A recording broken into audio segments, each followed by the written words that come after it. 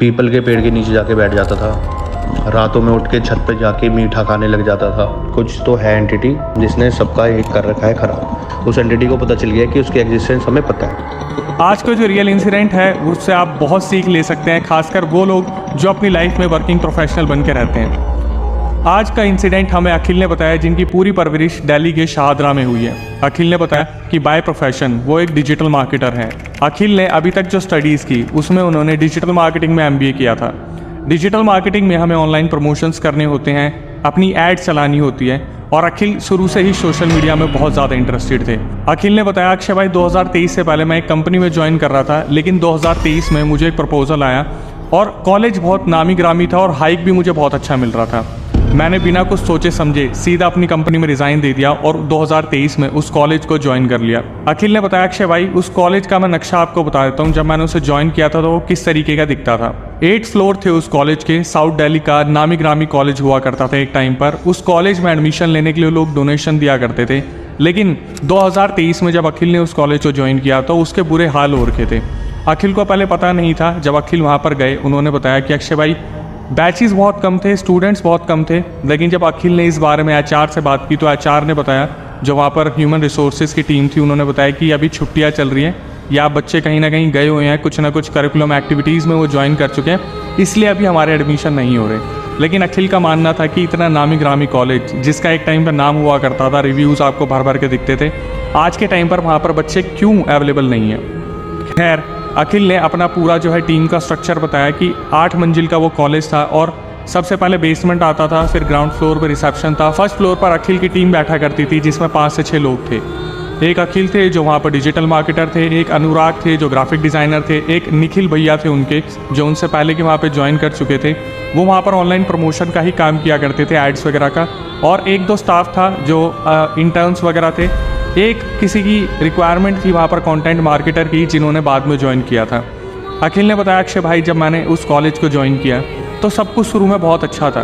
अखिल ने बताया कि अक्षय भाई कभी कभार हमें प्रिंट आउट्स का काम पड़ता था, तो हमें बेसमेंट में जाना पड़ता था और बेसमेंट में लाइब्रेरी थी और वहीं पर हमारा प्रिंटर रखा था। इसके बाद अखिल ने बताया कि अक्षय भाई जब हम लाइब्रेरी में जाते थे तो वहाँ पर बहुत ही अजीब सी स्पूकी वाइब्स आती थी।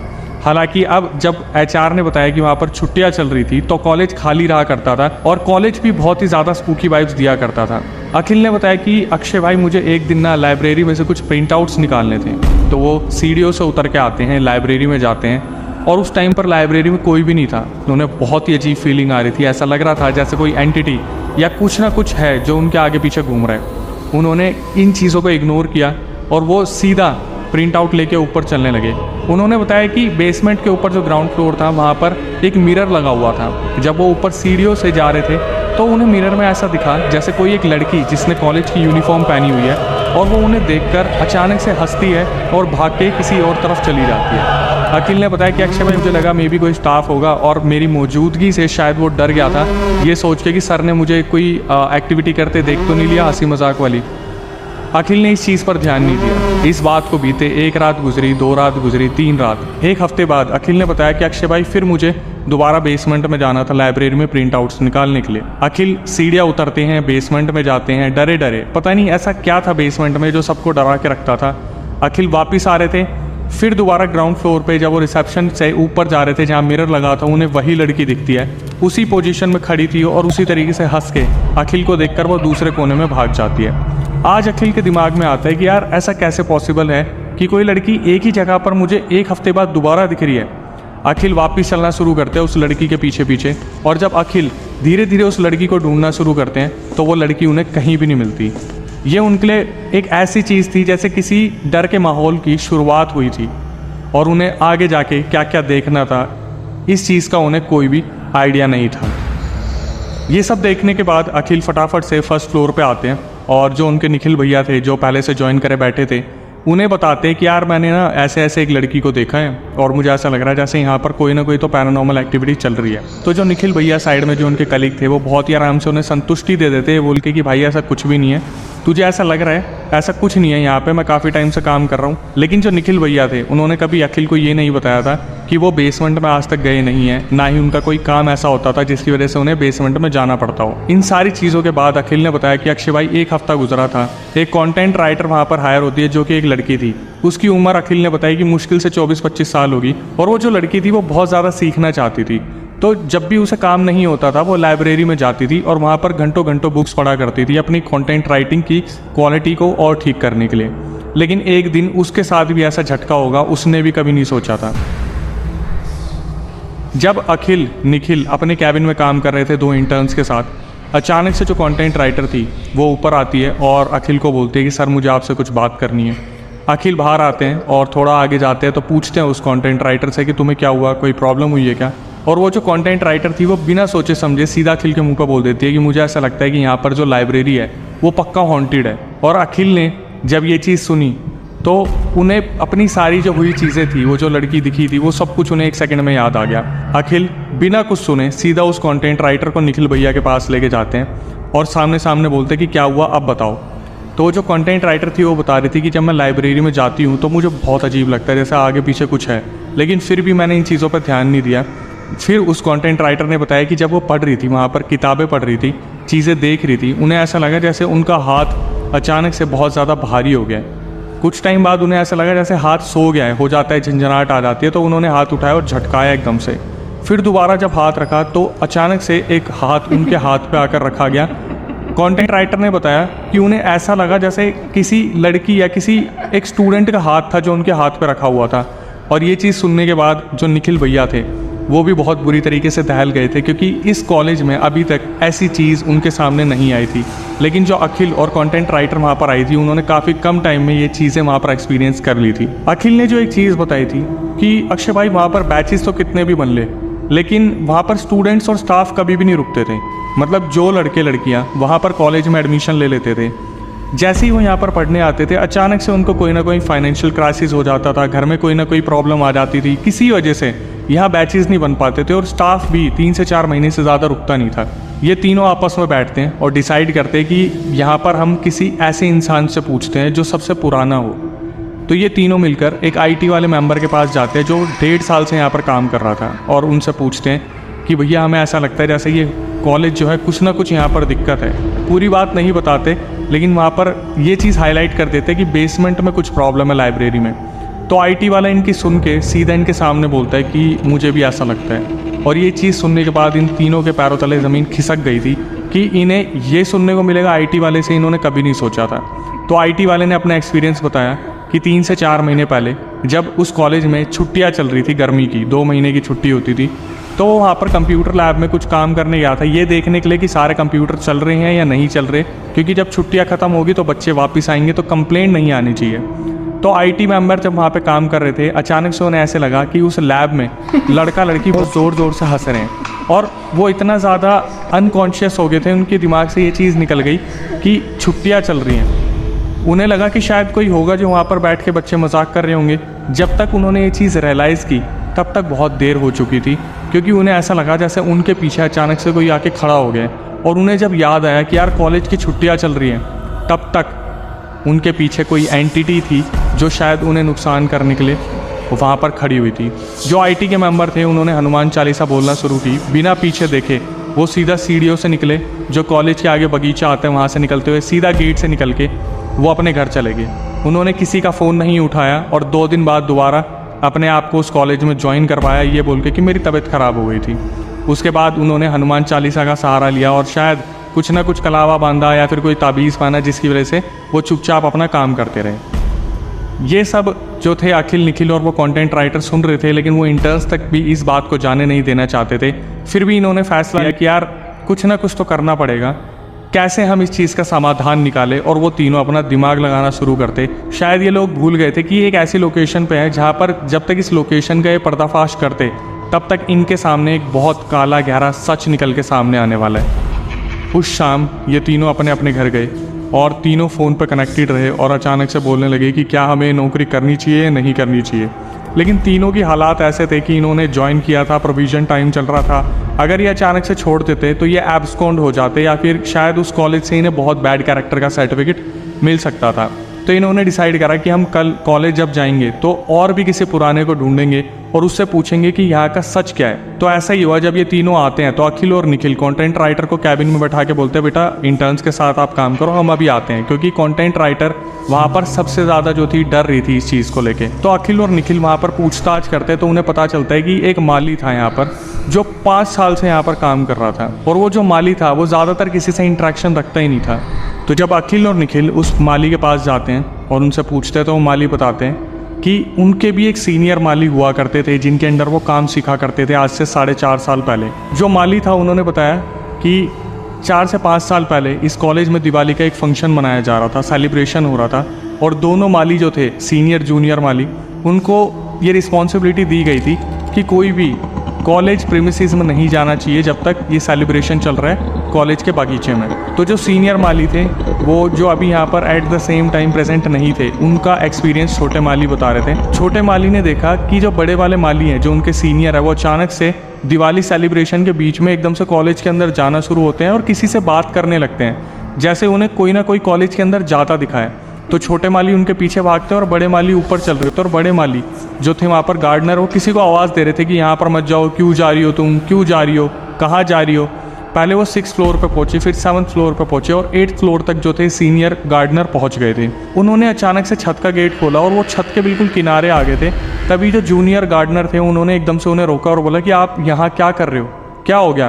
तो जो सीनियर गार्डनर थे उन्होंने बताया कि यार मैंने किसी लड़की को आते देखा और यहाँ पर आके वो लड़की अचानक से गायब हो गई। और जो जूनियर माली थे वो समझ चुके थे कुछ ना कुछ तो गड़बड़ है। वो जो सीनियर गार्डनर थे, जो सीनियर माली थे, उन्होंने सेम टाइम पर छुट्टी ले ली और वो वहाँ से चले गए। 1-2 घंटे बाद जो जूनियर माली थे जो उनके अंडर काम करते थे उनके पास कॉल आता है सीनियर का, और वो बोलते कि मेरा एक्सीडेंट हो गया कश्मीरी गेट पर, मुझे एक बार लेने आ जाओ, मेरी हालत बहुत ख़राब है। तो जूनियर माली जो था, जूनियर गार्डनर, वो सीनियर को लेने निकलते हैं कश्मीरी गेट पे। जब वो वहाँ पहुँचते हैं, कॉल करते हैं, तो उनका जो सीनियर थे उनका फ़ोन नंबर ऑफ था, वहाँ पर कोई भी नहीं था, सुनसान पड़ा था कश्मीरी गेट का वो एरिया जहाँ पर उन्हें बुलाया गया था। ये चीज़ देख के वो बहुत हैरान होते हैं। तो वो वापस आ जाते हैं क्योंकि उनके घर की कोई भी नॉलेज नहीं थी जो जूनियर गार्डनर थे। वापस आने के बाद 1 दिन गुजरता है, 2 दिन गुजरता है, 3 दिन गुजरते हैं, 4 दिन, 1 हफ्ते बाद कॉलेज में पुलिस आती है पूछने के लिए कि सीनियर गार्डनर का कुछ भी अता पता नहीं चल रहा, वो कहाँ है। तो कैमरे में देखा गया कि दिवाली वाले दिन जो सेलिब्रेशन हो रहा था सीनियर गार्डनर निकले और वो अभी तक 4-4.5 साल बाद तक आज तक उनका कोई अता पता नहीं है, वो अभी तक गायब है। हुआ कि अखिल और निखिल ने इस चीज़ को सुन लिया और वो चुपचाप अपने अपनी पोजीशन पर वापस आ गए। अखिल ने एक चीज़ को नोटिस किया कि उनके प्रेमिसेस में पंचमुखी हनुमान जी की एक फ़ोटो लगी हुई थी दीवार पे।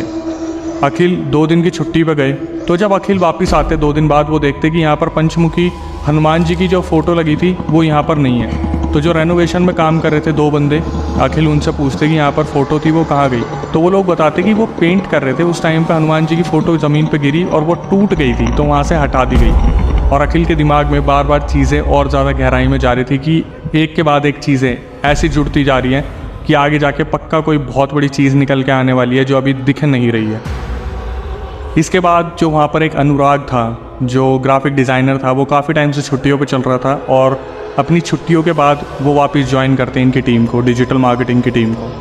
अनुराग जब वहाँ पे आते हैं तो अखिल, निखिल और कंटेंट राइटर आपस में डिस्कशन कर रहे होते हैं कि इस लोकेशन पे ऐसा ऐसा चल रहा है। तो जो अनुराग थे उनकी उम्र सिर्फ और सिर्फ 19-20 साल थी और वो बहुत ज़्यादा कॉन्फिडेंट थे अपने काम को लेके। काम में जितने ही माहिर थे उतना ही ज़्यादा जिद बढ़ने वाले थे। जब अनुराग इस चीज़ को सुनते हैं कि भाई कॉलेज को हॉन्टेड बनाया जा रहा है या फिर लाइब्रेरी को हॉन्टेड बताया जा रहा है, तो वो सीधा बोलते हैं अनुराग उन तीनों के मुंह पे कि तुम्हें ऐसा लगता है यहाँ पे भूत है, चलो मैं जाता हूँ लाइब्रेरी में और 10-15 मिनट बैठ के आता हूँ, देखता हूँ क्या है। अनुराग को ये लोग रोकते हैं कि अनुराग ऐसा मत करो, हमें बहुत सारी चीज़ें फील हो रही हैं। अनुराग जाते हैं, 10-15 मिनट बैठते और वापस आके बोलते कि तुम्हारा भ्रम है, वहाँ पर कुछ भी नहीं है, मैं 15 मिनट बैठ के बुक पढ़ता रहा, मुझे ऐसा कुछ भी फील नहीं हुआ। और अनुराग वापस आके अपने कैबिन में काम करने लग गए। जब से अनुराग लाइब्रेरी से वापस आया था, अखिल एक चीज़ नोटिस कर रहा था कि उनके बिहेवियर में कुछ ना कुछ तो चेंज आया है।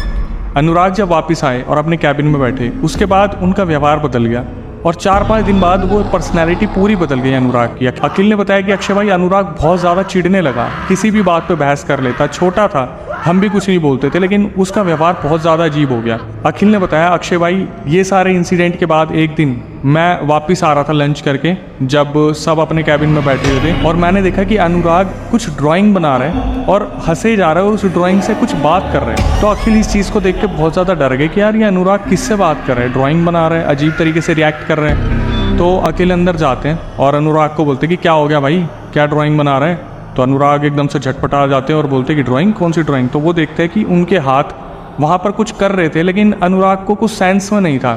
तो अखिल जाते और निखिल को अपने साथ लेके आते कि देखिए ये ड्राइंग बना रहा था और ये बोल रहा है कि मैंने तो बनाई नहीं। तो अखिल वो पूरी ड्राइंग उसके हाथ से लेते हैं अनुराग के, और निखिल अनुराग को बोलते कि अबे कोई नहीं, तू काम कर ले, हम देख लेंगे, चल कोई नहीं। अखिल और निखिल निकलते हैं और जब वो उस ड्राइंग को देखते हैं जो उन्होंने देखा, उस पर वो आज तक बिलीव नहीं कर पाते। अखिल ने बताया कि अक्षय भाई उस ड्राइंग में अनुराग ने पूरे कॉलेज का मैप बना रखा था, एक एक एंट्रेंस से लेके कहाँ रिसेप्शन था, कहाँ लाइब्रेरी थी, सब कुछ 8th फ्लोर तक का पूरा मैप बना रखा था उस एक पेज पे। अखिल ने बताया कि उन्होंने देखा कि हर जगह ना डॉट लगे हुए थे, जैसे ग्राउंड फ्लोर पे एक डॉट था, बेसमेंट में एक डॉट बना हुआ था, और फर्स्ट फ्लोर जो था उस पर 4-5 डॉट बने थे। तो अखिल ने अपना दिमाग लगाया कि यार ये डॉट क्या है, और अखिल ने थोड़ा सा दिमाग लगाया और गिनना शुरू करा। तो एक्चुअली में वो जो डॉट्स थे वो 34 डॉट्स थे जो अलग अलग जगह पे थे। तो अखिल ने निखिल को बोला, भाई मुझे ऐसा क्यों लग रहा है जैसे ये सारे स्टाफ की काउंटिंग डॉट्स के अकॉर्डिंग इसने कर दी है। और निखिल बोला, पागल है क्या, मजाक कर रहे हैं, ऐसे कैसे हो सकता है कि यहाँ पर इतना स्टाफ है और इसे एग्जैक्ट पता है। तो ये लोग सीधा गार्ड के पास जाते हैं और गार्ड से पूछते हैं कि भैया यहाँ पर कितने का स्टाफ है। तो गार्ड इनके सामने एक ऐसी स्टेटमेंट रख देते हैं जिसको सुनने के बाद ये बुरी तरीके से दहल जाते हैं। गार्ड इनके सामने एक्चुअली उस डॉट्स की तरीके से रिएक्ट करता है कि रिसेप्शन पे वाली मैम है, और वो जो गार्ड है इनके सामने काउंट करके बोलता है सर 33 जनों का स्टाफ है। और ये पेपर में देखते हैं कि 34वां कौन है। तो 34वां ये देखते हैं लाइब्रेरी में एक डॉट लगा हुआ है, मतलब लाइब्रेरी की एंटिटी शायद अनुराग को दिख गई थी या अनुराग पोजेस हो गया था, और उस डॉट को भी उसने 33 में एक प्लस करके काउंट कर दिया था। अब ये गार्ड को तो कुछ नहीं बोलते, लेकिन ये बहुत बुरी तरीके से दहल जाता है कि अनुराग कहीं चपेट में तो नहीं आ गया, लेकिन आगे अनुराग का क्या होने वाला था ये सच में बहुत डरावना था। ये सब कुछ चल रहा था। 2 दिन बाद अखिल ने डिजिटल मार्केटर्स की एक मीटिंग रखी जिसमें सबको बुलाया। वहाँ पर सब आए लेकिन अनुराग नहीं आया। मीटिंग ओवर होने के बाद अखिल उसके कैबिन के बाहर से जा रहे थे, जब उन्हें ऐसा लगता है कि अनुराग किसी से बैठ के वहाँ पर बात कर रहे हैं।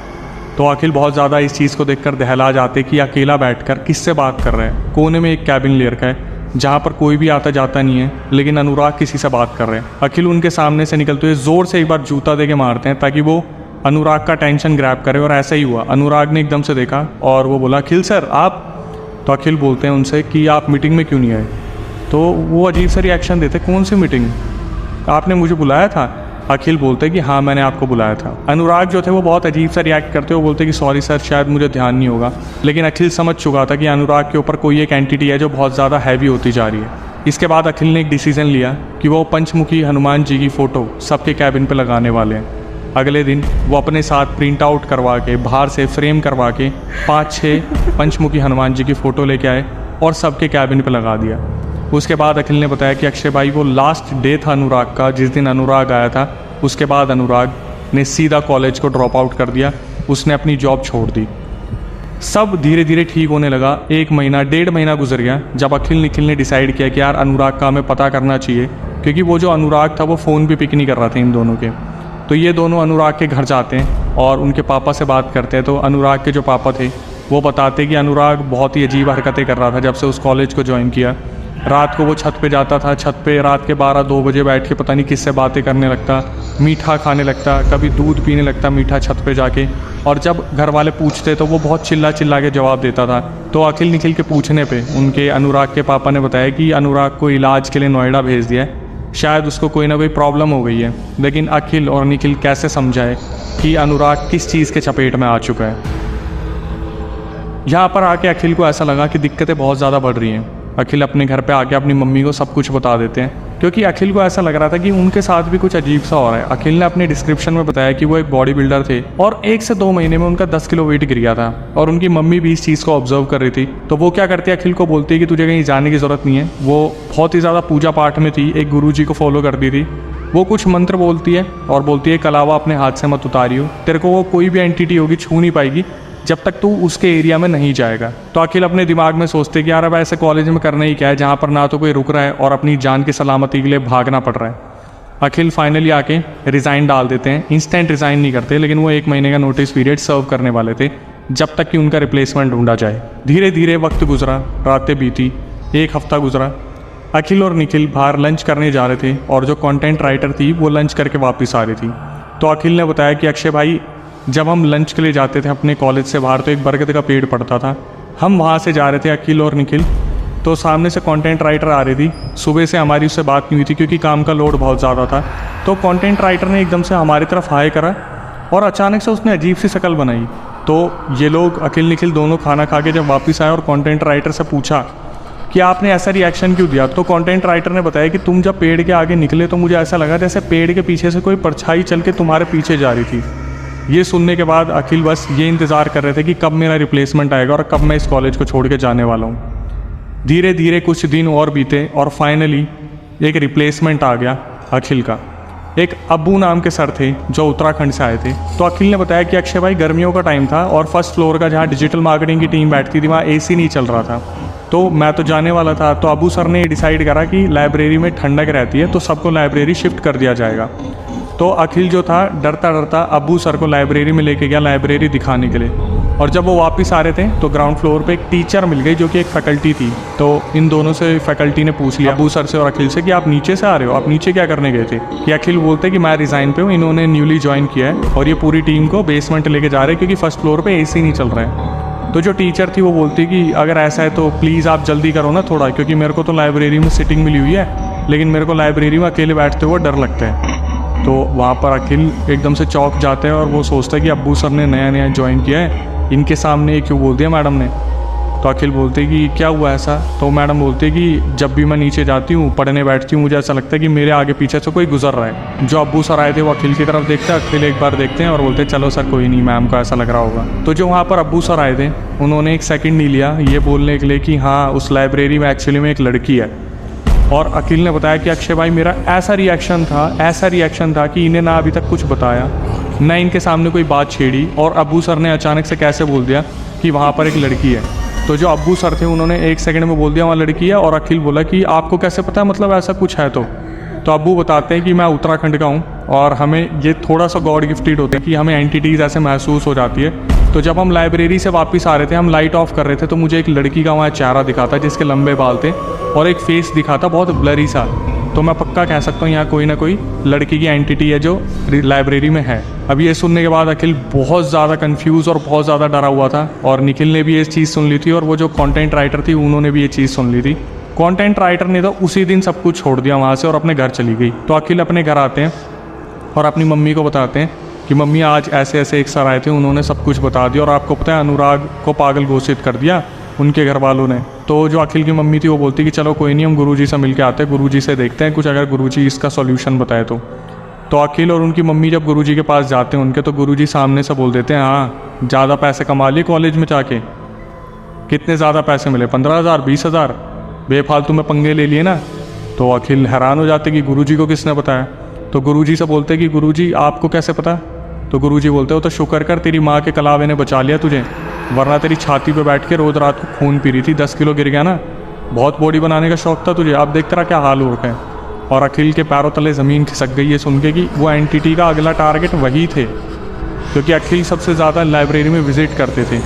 तो गुरुजी से पूछा जाता है कि गुरुजी क्या करा जाए। तो वो बोलते कि तेरा जो दोस्त था अनुराग, उसे भी तो पागल कर दिया, नोएडा भेज दिया ना मामा जी के पास, अच्छा वाला लड़का था, ज़बरदस्ती पंगे ले लिए, अब कुछ नहीं हो सकता उसका। तो अखिल बोलते कि गुरुजी कितने सारे लोगों की नौकरी चली जाएगी उस जगह को अगर हम साफ़ कर दे तो गुरुजी बोलते कि कुछ नहीं हो सकता, वहाँ पर कोई सफाई नहीं हो सकती, वो लड़की कहीं नहीं जाएगी, वो उसका घर है। तो अखिल पूछता कैसे। तो गुरुजी बताते कि 6 साल पहले वो लड़की बिहार से आई थी यहाँ पर दिल्ली में, उसके ऐसे कुछ लफंगे दोस्त बन गए और वो बहुत पुअर फैमिली से थी, मार्क्स बहुत कम आए, घर वालों को वो फेस नहीं कर पाई, तो उसने अपने आप को उस लाइब्रेरी में ख़त्म कर लिया और तब से उसकी आत्मा वहीं भटक रही है। अब अखिल इस चीज़ को सुन के बहुत ज़्यादा डिस्टर्ब हुए। तो गुरुजी ने बोला कि तू आज के बाद उस कॉलेज में नहीं जाएगा, छोड़ दे उस कॉलेज को और अपने घर बैठ जा, नई नौकरी ढूंढ ले। तो एचआर को जब कॉल करा अखिल ने बताया कि मैं नहीं आ सकता, इंस्टेंट रिज़ाइन दे रहा हूँ, तो एचआर के बहुत ज़्यादा बोलने पर उन्होंने बता ही दिया कि मेरे को ऐसे ऐसा लगता है हॉन्टेड है। एचआर ने सामने से बोल दिया कि भाई मैंने आपको खुद नहीं बताया, 1-1.5 महीने बाद मैं खुद जा रहा हूँ, क्योंकि मुझे ऐसा लगता है कि मेरे को भी जो है कोई ना कोई एंटिटी दिखती है इस कॉलेज में। मतलब लगभग वहाँ पर जितने भी लोग छोड़ के जा रहे थे उस कॉलेज को, सबका एक ही रीज़न था कि इस कॉलेज में कुछ ना कुछ है। लेकिन शायद डायरेक्टर ऑनर नहीं मानने को तैयार थे इस चीज़ के, जिसकी वजह से वो बाहर रहते थे और दूसरे जितना भी स्टाफ होता था, कॉलेज के स्टूडेंट्स होते थे, वो बहुत परेशान होते थे। अखिल का मानना है कि आज भी उस कॉलेज में, उस लाइब्रेरी में कुछ ना कुछ ऐसा है, वो एंटिटी भटक रही है, जिसकी वजह से वो कॉलेज अब धीरे धीरे बर्बाद होता जा रहा है। मैं कॉलेज का नाम नहीं बता सकता, लेकिन मैं गारंटी देता हूँ कि आप वहाँ पे जाओगे नहीं, क्योंकि अब उस कॉलेज में ना तो स्टाफ है ना ही बच्चे हैं। अखिल ने बताया कि मैंने, निखिल ने और जो कंटेंट राइटर थी, सब ने जॉब छोड़ दिया, अब हम नई जॉब ढूंढ रहे हैं। तो अभी मेरी जब अखिल से इस बारे में कॉल पे बात हुई तो उन्होंने बता दिया कि मैं इंटरव्यू पे गया था और मेरी नई जॉब लग गई है। और उन्होंने खुद ने बोला कि मोरल ऑफ द स्टोरी भाई यही बोलना है कि जब आपको लगे कहीं पे आपको हाइक मिल रहा है, कहीं पे आपको बेटर अपॉर्चुनिटी मिल रही है और उम्मीद से ज़्यादा मिल रहा है, तो कुछ ना कुछ गड़बड़ है। अखिल ने बताया कि मैं इसी लालच में फंसा था और मैं नहीं चाहूँगा कि आगे आने वाली जनरेशन इस चीज़ से गुजरे। तो आगे आके मैं भी इस चीज़ से बिल्कुल एग्री करूँगा और यही